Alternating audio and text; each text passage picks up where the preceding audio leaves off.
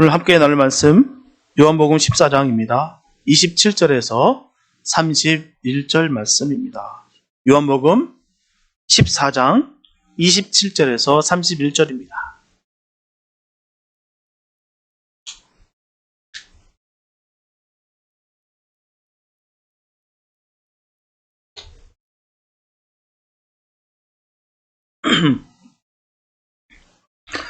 요한복음 14장 27절에서 31절 말씀입니다. 주님의 귀한 말씀 봉독해 올립니다. 평안을 너에게 끼치노니 곧 나의 평안을 너에게 주노라. 내가 너에게 주는 것은 세상이 주는 것 같지 아니하리라. 너희는 마음에 근심도 말고 두려워하지도 말라. 내가 갔다가 너에게로 온다 하는 말을 너희가 들었나니 나를 사랑하였다면 나의 아버지께로 감을 기뻐하였으리라. 아버지는 나보다 크심이니라.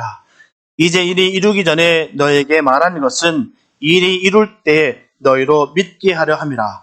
이후에는 내가 너희와 말을 많이 하지 아니하리니 이 세상 임금이 오겠습니다. 그러나 저는 내게 관계할 것이 없으니 오직 내가 아버지를 사랑하는 것과 아버지의 명하신 대로 행하는 것을 세상으로 알게 하려 함이로라.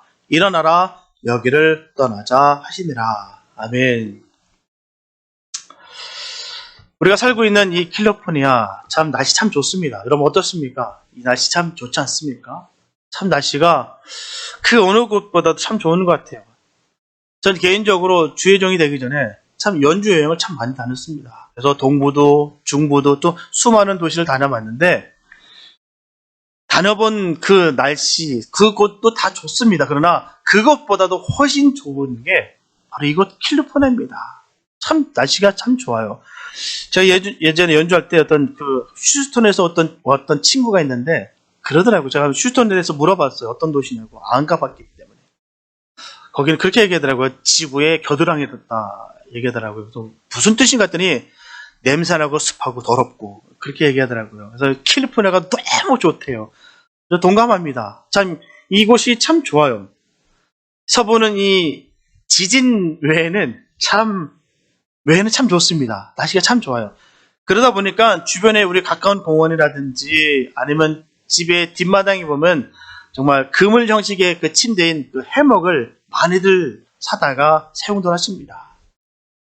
그러니까 즐기세요. 그런데 이 해먹과 비슷하게 생긴 것이 또 하나 있습니다. 암벽 텐트라는 게 있어요. 암벽 텐트. 이것은 해먹과 참 비슷한 면이 있어요. 매우 흡사합니다. 서로 걸어서 사용한다든지 걸어서 편하게 쉰다든지 사용은 참 비슷합니다. 그러나 용도가 달라요. 특별히 이 암벽 텐트는 아무나 사용할 수가 없습니다. 암벽을 등반한다는 것은 충분한 교육도 필요하고요. 적절한 장비도 알맞은 등반 기술이 없다면 절대로 불가능해요. 사실 암벽 텐트는 암벽 등반가들이 절벽에 오르다가 밤이 되거나 아니면 지칠 때 잠을 자는 용도로 그렇게 쓰입니다. 바로 높은 암벽 위에서 벽에 해먹처럼 로프나 고리를 연결해서 잠을 자는 거예요. 문제는 목숨을 담보로 잠을 잔다는 것입니다. 그것이 익숙한 사람은 거기서 잠을 자는 것뿐만 아니라 거기서 책도 보고요, 식사도 하고요, 기타 다른 것들을 다 즐깁니다. 그 풍경을 누립니다. 너무나 여유가 있어요. 아무리 암벽 텐트를 안전하게 잘 설치했다 할지라도요, 보통 사람들은 1분 1초도 머무르기 어렵습니다. 저 같은 경우는요, 상상도 못합니다. 좀 못 입어요. 전 특별히 놀이동산 가는 것도 싫어해요. 그 롤러코스터 타는 것도 무섭습니다. 오금이 저려요. 그런 저로서는 상상도 할 수 없습니다. 사실 암벽 텐트를 거는 고리라든지 로프는요, 아무리 그곳에서 요동을 친다 할지라도 끊어지지 않습니다. 안전하게 설치된 거예요. 설비된 것입니다. 해먹이나 다를 바가 없어요. 그만큼 안전하다는 거예요.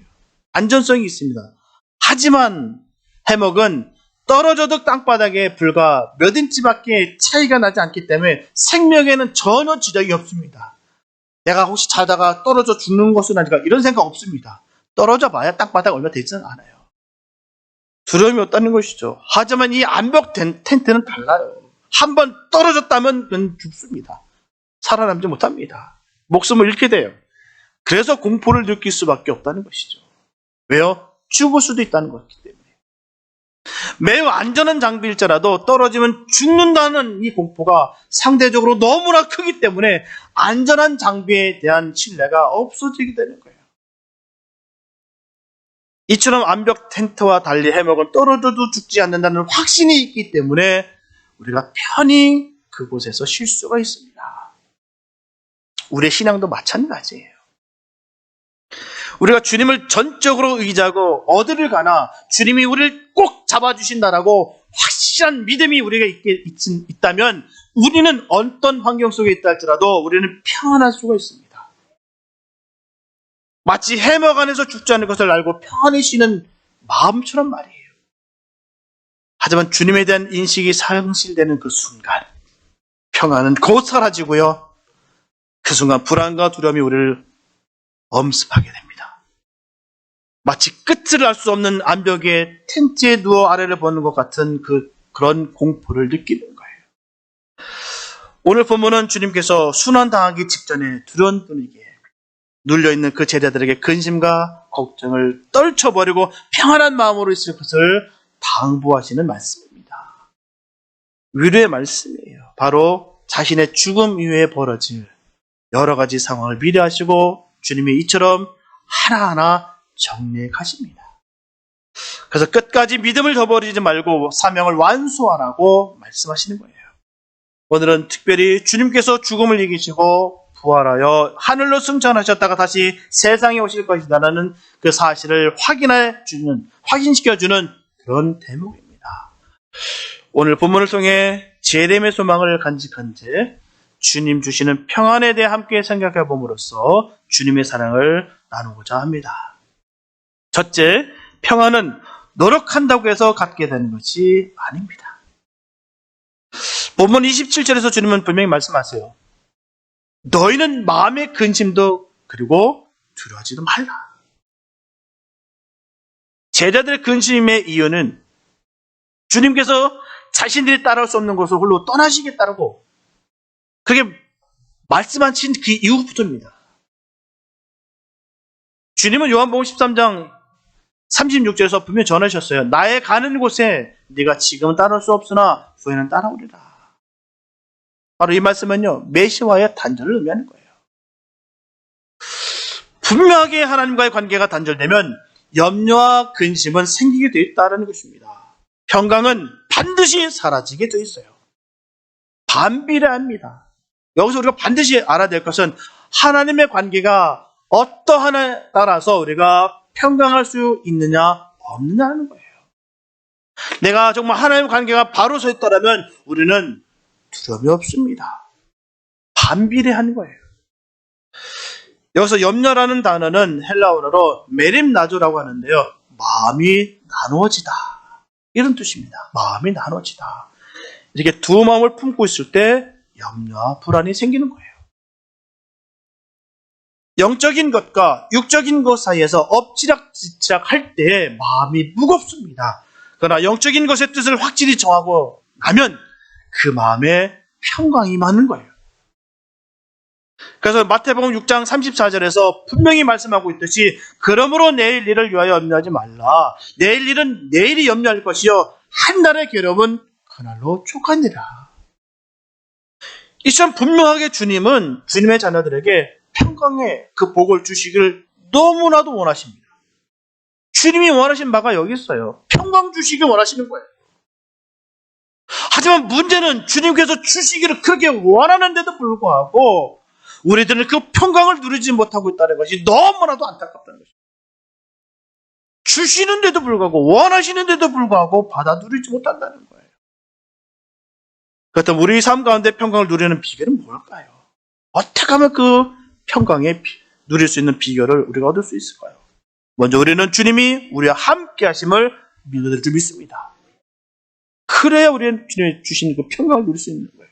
주님이 함께 함을 우리가 믿었을 때. 비록 지금 주님은 제자들에게 작별을 고하셨어요. 하지만 제자들에게 당부하시기를 근심하지도 두려워하지도 말라라고 하셨습니다. 이처럼 그들에게 믿음 약함을 말씀하시는 거예요. 사실 제자들 입장에서도 이해가 되는 것은 분명하게 주님은 홀로 어디론가 가버리시겠다는 겁니다. 우리가 따라갈 수 없는 그곳으로 가버리시겠대요. 그리고 수제됐던 그 베드로마저 배신할 것이다라고 전하셨어요. 뿐만 아니라 주님의 그 제자들 중에서 그 누군가에 의해서 주님께서 배반을 당하실 것이다. 팔림을 받을 것이다 라고 말씀하셨어요. 이런 말씀을 주님으로부터 들은 제자들로서는 결코 평안을 유지한다는 것은 너무 어려웠을 겁니다.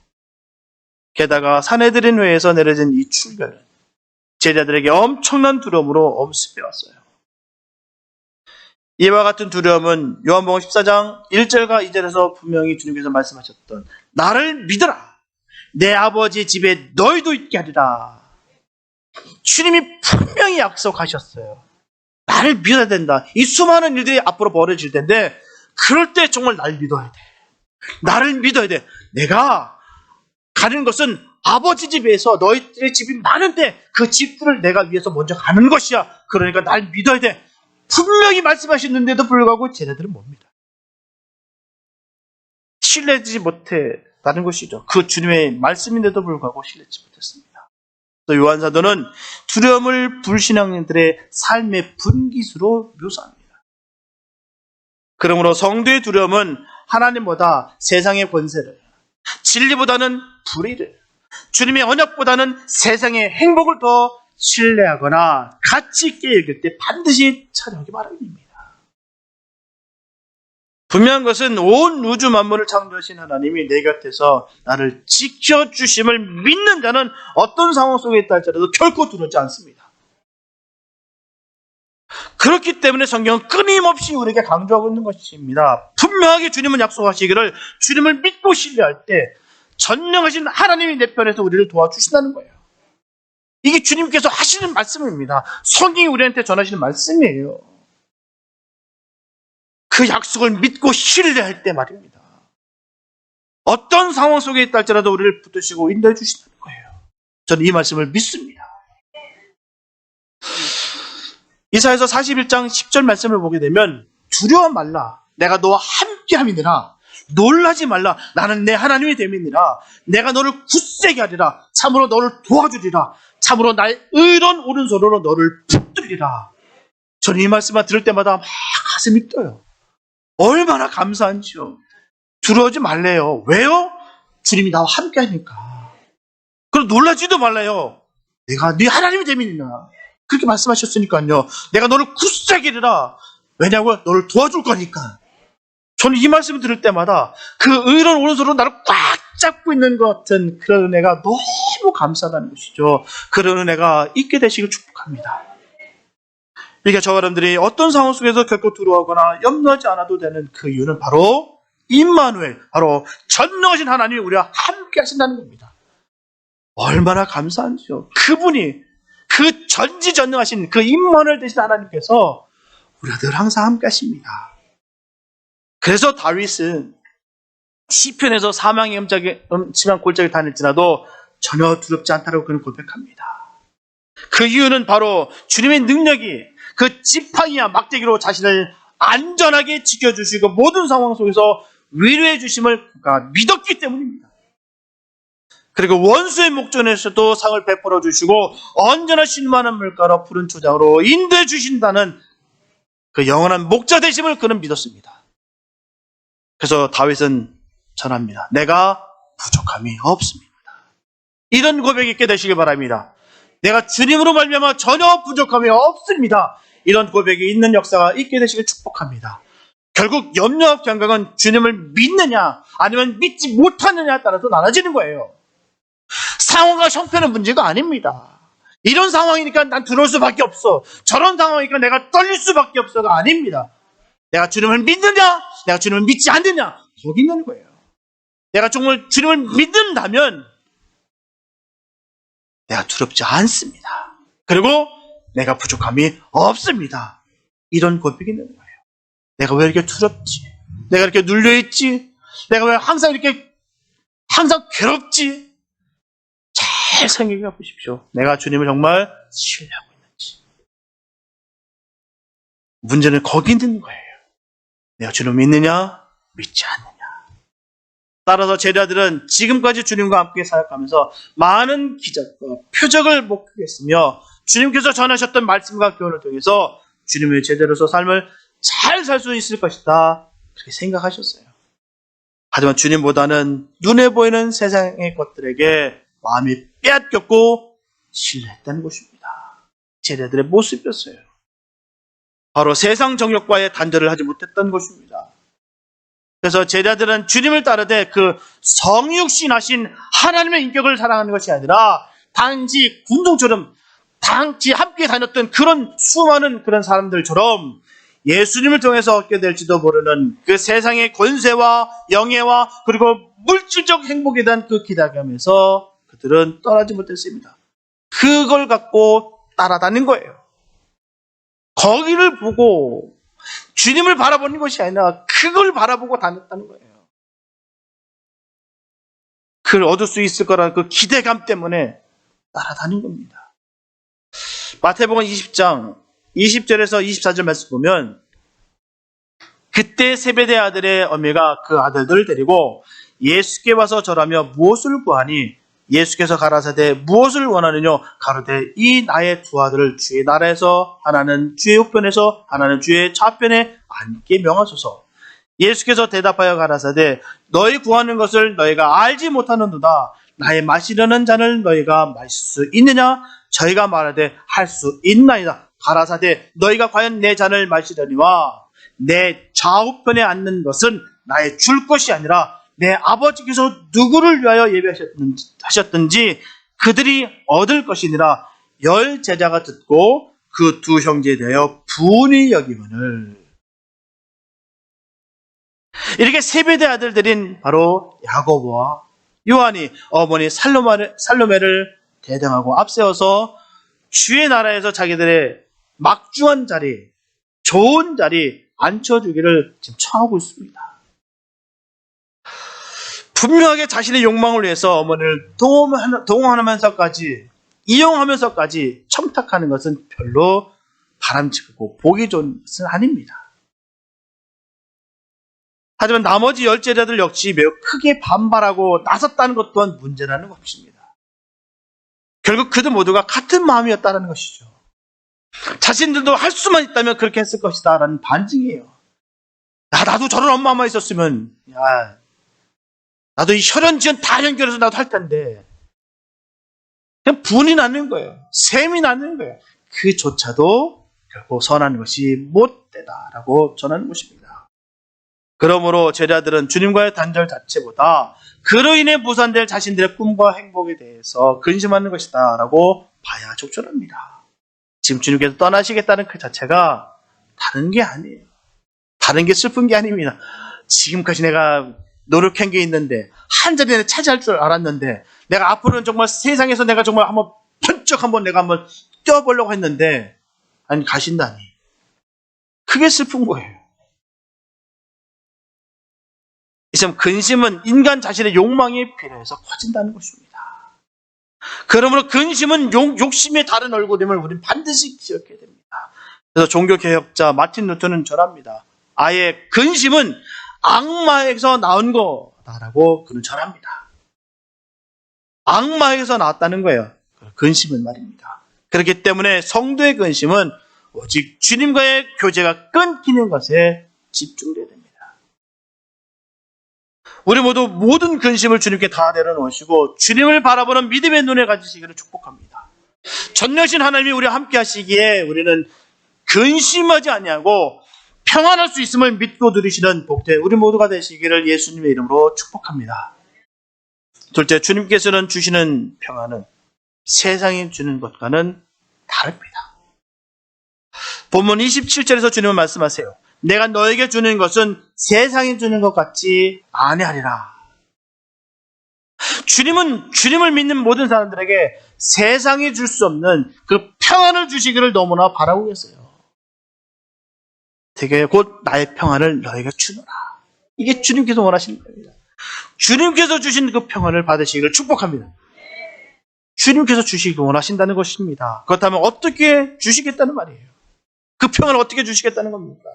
요한 사도는 요한일서 2장 14절에서 전하기를 너희가 아버지를 알았으며 라고 하신 말씀이 있어요.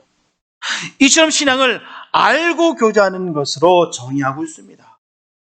알고 교제하는 것. 하나님을 내가 알고 교제하는 것. 삶의 두려움의 근본적인 이유는 하나님과 그 선하심을 알지 못하기 때문입니다. 하나님을 알지 못하기 때문에 늘 두려운 거예요. 하나님이 어떤 분이시고 하나님 나를 얼마나 사랑하시고 하나님 능력이 어떤 분인지를 알면은 그 평안이 올 텐데 주님을 모르니까 그냥 그런가 보다.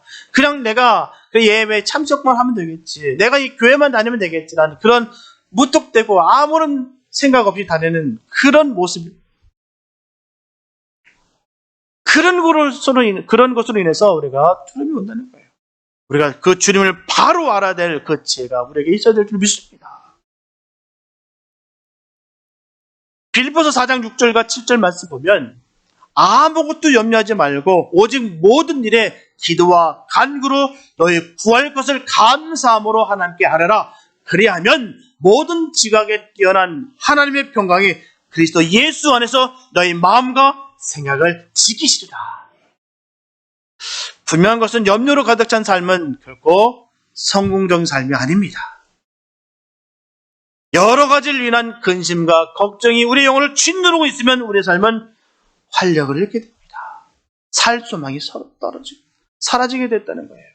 그 결과 주님과의 관계가 끊어지게 되므로 우리 속에 내주하는 성령은 제대로 활동할 수가 없습니다. 그러므로 마음의 평강을 얻을 수 없으면 물론 성공적인 삶을 살 수가 없습니다. 주님 주시는 평안이 없으면요, 죄송합니다. 실패자입니다. 실패자예요. 다른 게 실패자가 아니에요. 주님 주시는 그 평안이 없으면 실패자라는 거예요. 금은보화가 우리 집에 산더미 쌓였다 할지라도 세상 명예가 아무리 높다 할지라도 두려움에 떨고 살아가고 있다면 이보다 불행하고 불쌍한 사람은 없습니다. 그 사람이 실패자라는 거예요. 세상의 명예가 높다 할지라도 아무리 내가 가진 재물이 많다 할지라도 늘 무섭고 떨리고 두렵게 살아가는 것은 결코 불행한 삶입니다. 언제라도 감사가 넘치고 늘 은혜가 넘치고 주님께 나를 지켜주심을 내가 알기에 내가 당당할 수 있는 것, 이게 바로 성공한 삶의 모습일 줄 믿습니다. 그런 삶을 사시기 바랍니다. 그게 바로 성도의 삶인 거예요. 성도의 삶은 당당함입니다. 내가 있든지 없든지 그건 중요치 않습니다. 주님이 나와 함께하고 있음에 우리는 당당할 수 있는 거예요. 그래서 그가 바로 성공한 삶인 것입니다. 우리는 기준이 거기 있는 거예요. 그렇기 때문에 주님을 믿는 성도라면 온전히 주님을 믿고 염려하지 말고 먼저 기도해야 될 줄 믿습니다. 그리고 모든 일 가운데 기도와 간구로 하나님께 감사함으로 아뢰야 될 줄 믿습니다. 그러면 전능하신 하나님께서 마음과 생각을 지켜주십니다. 우리에게 놀라운 평강의 복으로 가득 채워주십니다. 그 복을 받게 되시길 축복합니다. 그래서 주님 앞에 깨어 감사함으로 기도하는 것, 그것이 바로 염려와 근심을 물리치고 하늘 아버지가 주시는 평강을 누리는 비결입니다. 이 비결을 우리가 잊지 말아요. 꼭 기억하시기 바랍니다. 이게 비결이에요.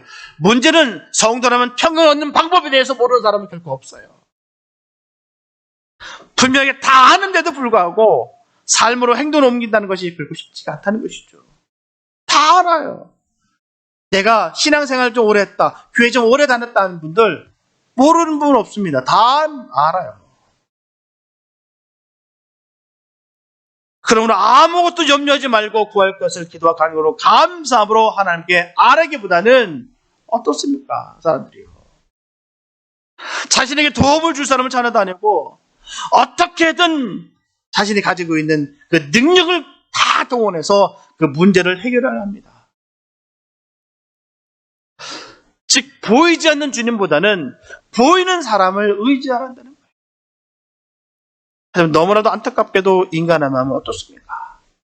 갈 때와 같아요. 갈 때와 같다는 것입니다. 상황에 따라서, 형편에 따라서, 환경에 따라서 흔들린다는 거예요. 아, 저 사람은 정말 거목 같아. 그도 인간입니다. 사람은 믿음의 대상이 아니에요. 사랑의 대상일 뿐이죠. 어떤 아픔도 고통도 다 이길 수 있도록 도와주시는 분이 계세요. 그가 바로 성령이십니다. 그분이 우리와 함께 하시는데 그분께 구하고 그분께 아뢰야지 왜 힘없는 방백을 찾아다니면서 우리가 어리석은 삶을 살아야 되겠습니까? 어리석은 거예요. 주님을 의지하시기 바랍니다. 주님과 함께 하시기 바랍니다. 그래서 로마서 8장 26절에 보게 되면 이와 같이 성령도 우리의 연약함을 도우시나니 우리는 마땅히 빌 바를 알지 못하나 오직 성령이 말할 수 없는 탄식으로 우리를 위하여 친히 간구하시니라. 아멘. 여기서 도우신다는 헬라어로 시난티레 람마노마이라는 것은 동사로서 여기서 쉬라는 것은 곁에 다정하게 있다라는 의미입니다. 그리고 난티는 반대편 혹은 건너편이라는 그 의미로서 내 손이 미치지 않는 곳에서라는 의미로 생각할 수가 있습니다. 또한 람마노마이라는 것은 번쩍 들어서 옮겨준다라는 뜻입니다. 즉 도우신다라는 말은 성령께서 우리를 도우신다. 그 도우신다라는 그 말은 내가 감당할 수 없는 건너편에서 내 능력이 미치지 못하는 곳에서 내가 안고 있는 모든 문제를 번쩍 들어서 옮겨주신다. 이 뜻입니다. 이게 바로 성령님께서 우리를 도우신다는 그 뜻이에요. 이렇게 인생을 살다 보면 도무지 우리의 힘으로 해결할 수 없는 일들이 얼마나 많은지 몰라요. 내가 원치도 않은데도 불구하고 그런 문제들이 계속해서 우리를 덮칩니다. 그런 문제들이 많이 생겨요. 예를 들면요. 거대한 바위가 가로막혀서 한 걸음도 앞으로 움직일 수 없어 발만 동동 구르고 있는데 그때 크레인이 나타나서 거대한 바위를 벌쩍 들어서 옮겨준다는 거예요. 그래서 앞으로 나가게 됐다는 것입니다. 바로 이것을 바로 시난티람 라파노마이라고 말하는 것이에요. 바로 도우신다. 이처럼 성령은 성도에게 간절한 마음으로 기도하게 역사십니다. 우리가 하나님을 아는 것이나 죄를 회개하는 것이나 거룩하게 되는 것이나 모두 성령이 하시는 역사입니다. 그 성령께서 우리를 대신하여 기도해 주십니다. 그때는 상한 갈대와 꺼져가는 등불과 같은 우리의 심령이 절망과 비애와 고통에 잠겨있는 때인데 그때 성령께서 성도의 마음속에 찾아와 활동하신다는 거예요. 역사하신다는 것입니다. 하나님이 우리 아버지시요 우리는 그의 자녀이니 다른 염려할 필요가 없다는 확신을 우리에게 불어넣어 주십니다. 이게 바로 성령의 역사예요. 그래서 성령 충만할 이유가 바로 여기 있는 거예요. 그럴 때 세상이 아무리 유혹한다 할지라도 미혹한다 할지라도 흔들리지 아니하고 염려할 이유가 없습니다. 바로 평안이 임하게 되는 것이에요. 저 사람들은 온전하게 주님을 믿어 주님께서 주시는 그 능력과 평안이 있게 되시기를 예수님의 이름으로 축복합니다. 셋째, 성도는 재림의 소망을 품고 살아갑니다. 인류의 죄를 대속하기 위해서 십자가에서 죽음을 당하신 예수님은 3일 만에 부활하셨어요. 주님의 부활은 영혼뿐만 아니라 육체까지 완벽한 부활이셨습니다. 그리고 예수님은 영생을 얻은 성도들의 그 부활의 첫 열매로서 당당하게 재림하실 것입니다. 믿으십니까? 전 그 주님을 믿어요. 부활하신 그 주님, 다시 오실 그 주님을 믿습니다. 세상에 엉뚱한 사람 믿지 마십시오. 자기가 보혜사란, 자기가 하나님이란, 자기가 예수라는 사람 다 보여주십니다. 우리가 믿는 그분은 바로 십자가에 달려 죽으시고 3일 만에 부활하셨고 그 부활하시고 승천하신 그 주님이 다시 오실 그 재림주가 바로 우리의 구주가 되십니다. 그 주님께서 이제 재림주로 오실 때는 심판주로서 양과 염소를 나눌 것이며 영생과 영벌을 구분하실 것입니다. 그래서 성도에게는 주님의 부활에 참여하는 영광을, 그리고 불신자들에게는 안타깝게도 영원한 멸망에 참여하는 수치가 있을 것입니다. 그렇기 때문에 주님께서 재림하신 날은 성도에게 가장 감격스러운 날입니다. 가장 기쁨의 날이 되는 거예요. 그날은 주님께서 친히 성도의 눈물과 한숨을 닦아주시고 위로해 주시는 날입니다. 지상의 모든 질서와 체계는 붕괴되고 하나님의 새로운 질서와 통치가 임하는 새 왕국이 도래하는 날입니다. 또한 예수님께서 통치자로서 만왕의 왕으로서 심판주로서 오시는 날입니다. 그러므로 제자들에게서 예수님의 승천은 훗날 더 기쁨을 가져다 주게 되는 축복인 것이에요. 지금 비록 주님을 떠나보내는 제자들의 마음은 너무나도 슬픕니다. 고통스러워요. 평안은 사라지고 두려움이 엄습하게 됐으나 하지만 현재의 슬픔은 장차 영광으로 다 변화될 것입니다. 본문 29절과 30절에 보면 이제 일이 이루기 전에 너에게 말한 것은 일이 이룰 때 너희로 믿게 하려 함이라. 이후에는 내가 너희와 말을 많이 하지 아니하리니 이 세상 임금이 오겠습니다. 이제 예수님께서는 스스로 침묵하실 것을 선포하고 계십니다. 예수님의 이러한 침묵은 모든 사역을 마친 다음의 침묵이었어요.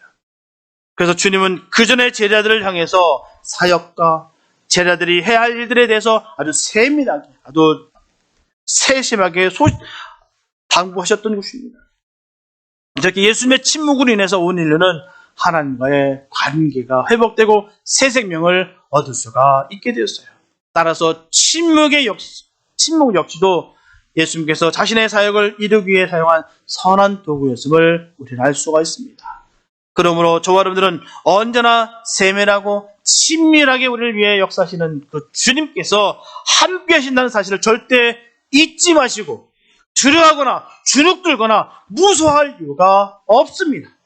평안을 주시기를 원하시는 주님을 온전히 믿으시기 바랍니다. 하나님의 나라를 기업으로 받은 우리로서는 절대로 평안을 잃어버릴 이유가 전혀 없습니다. 분명하게 성경에 보게 되면 예수님은 공생의 기간 동안 하나님 나라에 대한 설교를 여러 차례에 걸쳐서 말씀하셨어요. 이런 성경 속의 예증을 통해서 우리는 나태하게 또한 안일하게 살고자 하는 나 자신과 죄악에서 깨어나지 못하고 있는 이 세상을 위해서 각성의 소리를 우리가 외쳐야 될 줄 믿습니다. 깨어있으라, 깨어야 산다라고 우리는 전해야 되는 것입니다. 그 이유는 분명한 그 때가 오기 때문입니다. 미래에 대한 준비는 충성된 예수님의 사람이 행해야 될 가장 기본적인 자세를 할 수 있어요. 언제나 예수님의 사람은 자신에게 맡겨진 일에 책임을 다해야 될 줄 믿습니다. 그리고 나서 순종과 흠없는 생활을 해야 되며 부단한 인내로 앞날의 소망을 우리가 준비해야 될 줄 믿습니다. 이런 예수님의 사람에게만 주님께서 주시는 그 평안이 얻게 되고 미래는 행복한 현실로 다가올 것이기 때문입니다. 그래서 미래는 현실의 결론이에요. 어떤 자세로 현실을 보내느냐에 따라서 평안을 얻거나 불안을 얻거나 결정될 것입니다. 또한 우리의 미래는 결정될 것이에요. 결단하시기 바랍니다. 오늘 이 시간 결단하시기 바랍니다. 내가 온전히 주님을 믿음으로 말미암아 내가 이 삶을 승리하겠다라고 결단하시기 바랍니다. 오늘 이 결단이 바로 미래인 것입니다. 사랑하는 성도 여러분, 저와 여러분들은 지금 주님이 주시는 참된 그 평안을 소유하고 계십니까? 할렐루야. 내 이기주의를 십자가에 온전히 못 박고 주님 중심이 꼭 되시기 바랍니다. 모든 근심과 두려움은 주께 다 맡겨버리시고 믿음으로 늘 기도하시기 바랍니다. 지나친 탐욕과 탐심이 가시덩굴처럼 내 마음에 틈타지 않도록 늘 힘쓰시기 바랍니다. 평안을 너에게 끼치노니 곧 나의 평안을 너에게 주노라. 내가 너에게 주는 것은 세상에 주는 것 같지 아니하니라. 너희는 마음에 근심도 말고 두려워하지도 말라. 분명히 주님 말씀하셨습니다. 저는 이 말씀을 믿습니다. 주님의 이 말씀은 예수님을 믿는 우리 모두에게 주신 말씀이에요. 이제 우리가 할 일은 믿음으로 이 평안을 누리는 것입니다. 주셨는데도 불구하고 누리지 못하는 것이 가장 어리석은 거예요. 주님이 주신 이 평안을 온전히 누리시길 바랍니다. 우리는 주님의 자녀입니다. 우리 주님의 자녀는 주님께서 책임져 주십니다. 우리는 모든 염려와 근심을 다 내어 맡겨야 될 줄 믿습니다. 그래서 사람들이 우리를 볼 때마다 당신은 어떻게 그렇게 평안합니까? 라는 그 질문을 던질 수 있는 그런 복된 성도의 모습, 그런 능력 있는 성도의 삶을 살아가게 되시길 축복합니다. 언제 어느 때라도 늘 주님의 은혜로 말미암아 당당하고 늘 기쁨이 넘치며 늘 승리가 넘치는 그런 삶이 되시기를 축복합니다. 그로 인해 앞으로 오실 그 재림의 왕이신 구주 예수님을 왕으로 모시고 주님의 가르침에 순종하여서 저와 여러분들의 삶이 언제나 늘 평안하게 되시기를 예수님의 이름으로 축원합니다. 기도합니다. 사랑하는 주님 감사합니다. 아버지. 평안은 오직 주님께서만 주실 수 있는 것입니다. 우리가 편안을 통해서 속지 않게 해주시옵소서. 세상 것에 우리가 미혹되지 않게 해 주시옵소서. 온전히 주님께서 주신 그 평안으로 말미암아 늘 기뻐하며 늘 즐거워할 수 있는 우리의 삶이 되게 하여 주시옵소서. 언제 어느 때라도 우리가 당당하고 주눅들지 아니하고 기뻐하며 승리할 수 있는 것은 오직 주님 때문입니다. 아버지 주님, 주님의 임재가 임하게 하여 주시고 성령님의 강력한 역사로 말미암아 어둠의 권세가 엄습지 못하고 두려움과 공포가 우리와 상관없게 하시며 온전히 하나님의 영광만 들어줄 수 있는 복된 삶이 되게 하여 주시옵소서. 우리의 마음, 우리의 삶 속에 예수의 삶이 드러나게 도와주시옵소서. 온전히 주의 영광만 드러나는 복된 삶이 되게 하여 주시옵소서. 주께서 함께 하실 줄 믿사오며 우리를 권하신 예수님의 이름으로 기도했습니다.